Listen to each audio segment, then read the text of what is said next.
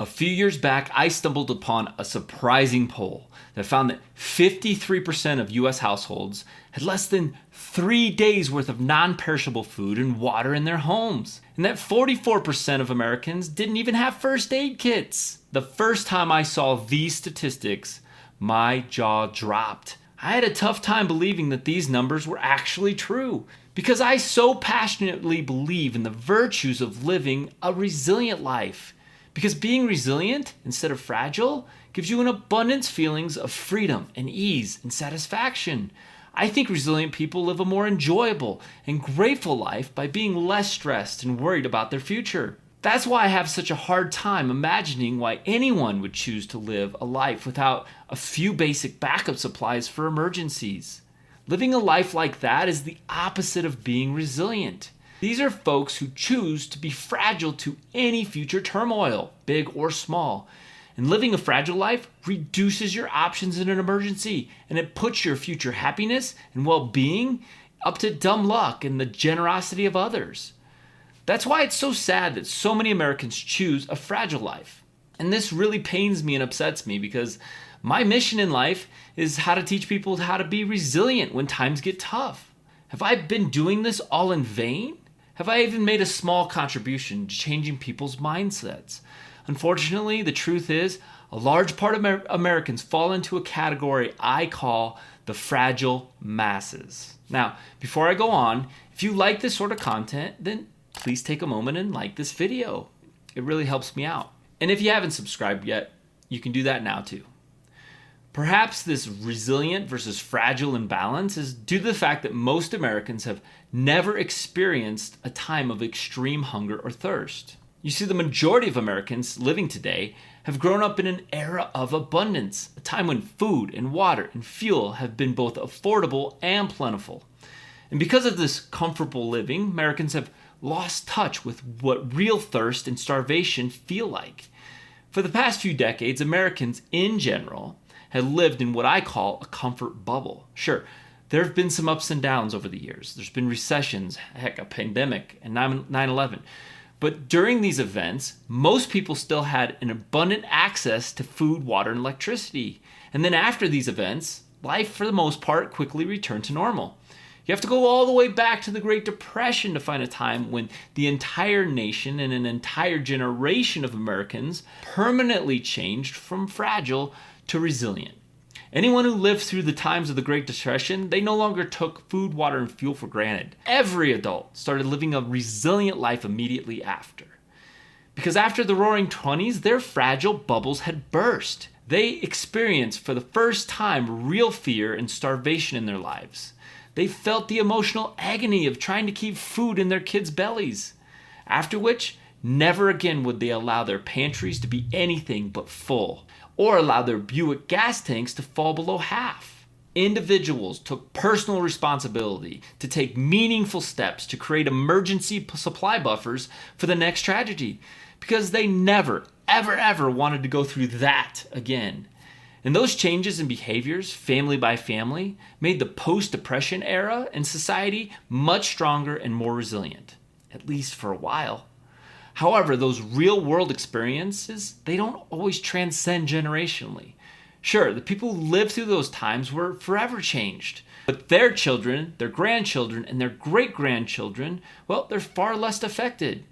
Yes, their children saw and learned a few things about resiliency for sure. And those children, they heard the stories of the tragedies firsthand. But the grandkids and the great-grandkids, who was you and me today, saw less and heard less as time marched on. And the old stories of suffering started to fade and feel more like a movie than reality.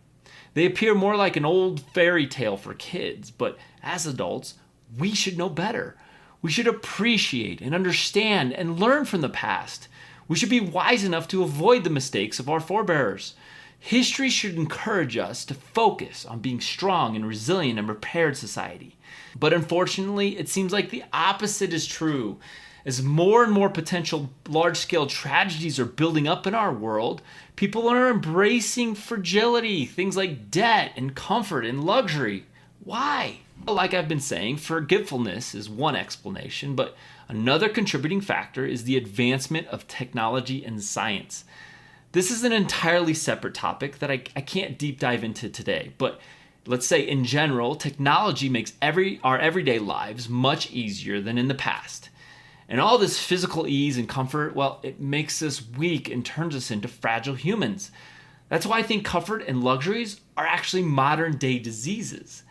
As we gain more comfort and luxuries, we lose our toughness and our resiliency. Technology has made us all more dependent and complacent, and we've allowed this to happen because, as humans, the way we're built, we always choose the path of least resistance. Very few people who have used a dishwasher, a washing machine, or indoor plumbing would ever willingly go back. And that's awesome. I'm right there with you. I'm not suggesting we give those things up. But the problem is we've become so used to those amenities that we also take other amenities for granted and assume they'll always be there.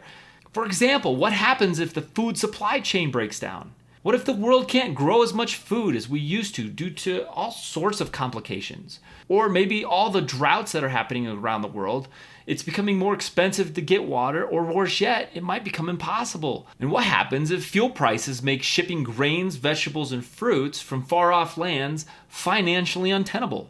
No one knows what the future holds. But the point is, we mostly assume that these large-scale systems that support our humanity and societies, well, they'll just continue to hum along as normal. But is that a good bet or is that a bad bet? It would be an acceptable bet if the worst-case situation or the downside was just a minor inconvenience. But that's not what starvation and dehydration are.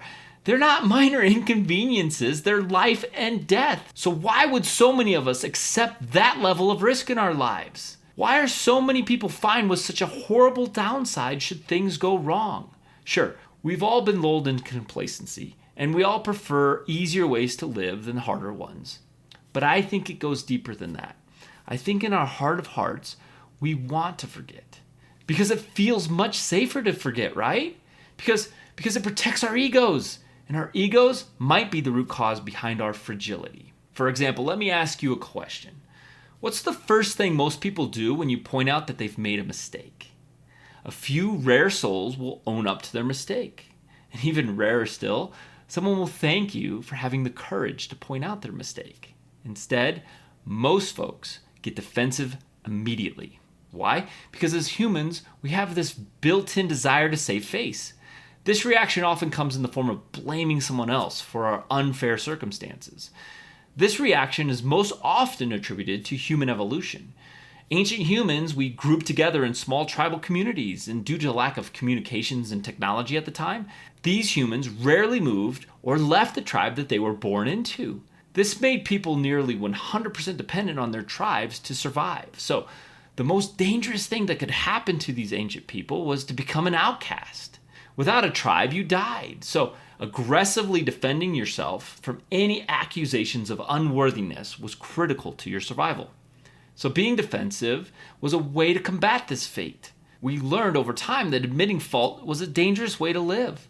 By the way, I'm 100% guilty of this, so don't think I'm preaching here, but I think it's a big reason why humans still have that knee-jerk reaction, and it's all based on fear. We've evolved to protect our own self-image at all costs.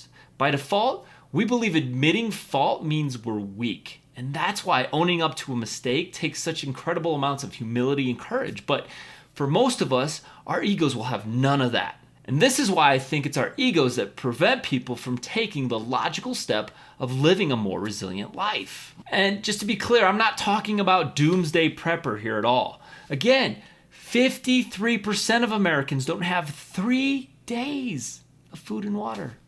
3 days is nowhere near doomsday here, folks. These are very basic supplies that can help protect you and your family during regular, everyday type emergencies. So to choose to be fragile, to have less than 3 days worth of food and water is entirely irresponsible and irrational. Heck, I think it's gross negligence, and it makes zero logical sense. Why would we do something so stupid? I believe the cold hard truth is, when you peel everything back and take a hard look, we're all scared shitless of the unknowable future. Maybe not in our conscious minds every day, but deeper down in our subconscious lizard brain. And if I'm right about this, if most of us fear the future. You'd think we'd put together plans for such a scary proposition. But again, it's the opposite. Why? Our egos. Our ego is that internal voice that says, relax, nothing bad can happen, we're special. Or don't listen to all that nonsense, it's just noise, everything's gonna be okay. Oh, starvation and disease and panic? Well, those are things for other people in far off places, not for us. We're the best, we're different, we're safe, we're tough as hell as well. No one would ever mess with us. But an egomaniac is someone who has an overflowing and unjustified abundance of confidence. And that's exactly what those quotes sound like. But out of control confidence won't fill bellies when grocery store shelves are bare. And you can't quench your thirst with a glass full of arrogance. Pursuing a resilient life means being honest and humble, admitting the future might not be as rosy as we all hope. Yes, that can be terrifying because letting down your guard means admitting there's a real possibility of danger ahead. Letting your ego run things is so much easier emotionally. The ego, like an overprotective mother, is there to soothe your fears. And like an ostrich who buries his head in the sand, if you can't see the dangers, they don't exist, right? Our egos are there to replace our rational mind with self-absorption and delusions. But perhaps after watching this, you realize that it's time to own up to your fears and to see reality for what it is. Perhaps you're more than ready to trade in a bit of your self-confidence for a few freeze-dried meals, or to lay down part of your own self-importance for some water, to become more humble, more gracious, and more resilient. Only when you set your ego aside can you admit that getting prepared just makes sense. Because people who take time to prepare for the unknowable future are not crazy. Instead, it's the opposite. It's the people who live a fragile life who are. So if you're ready to trade your fragile life and increase your physical, mental, and emotional resiliency, then I highly recommend you check out The Resilient Life. It's a program I've personally built from the ground up to help people like you go from being fragile to resilient fast. So click the link in the description below to find out more. And until next time, prepare, adapt, and overcome.